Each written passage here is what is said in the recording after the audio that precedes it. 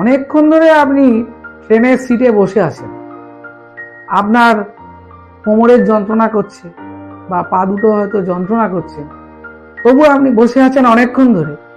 অথচ আপনার সামনে দাঁড়িয়ে থাকা একজন প্যাসেঞ্জার, তিনি হয়তো অনেকক্ষণ আপনার সামনে দাঁড়িয়ে আছেন, তবু আপনি তাকে একটু বসতে বলছেন না। কেন কেন আপনি বসতে বলছেন না? না, ওই প্যাসেঞ্জারটা কি আমাকে অনুরোধ করেছে?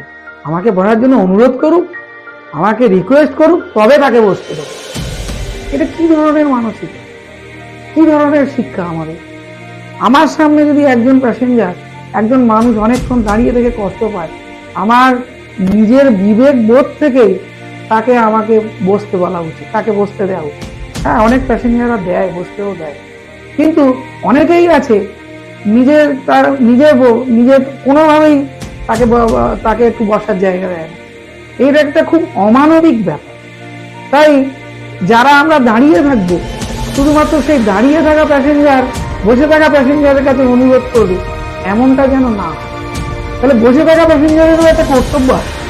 তিনি তার সামনে দাঁড়িয়ে থাকা প্যাসেঞ্জারকে তাকে জিজ্ঞাসা করে বা কত দূর যাবেন জেনে তাকেও একটু বসার সুযোগ করে দিলে আমরা সবাই শান্তিপূর্ণভাবে আমাদের যাওয়া আসা, রেগুলার যারা আমরা ট্রেনে যাওয়া আসা করি, অনেক বহু প্যাসেঞ্জার আমরা যাওয়া আসা করি, তাদের কষ্টের লাভ।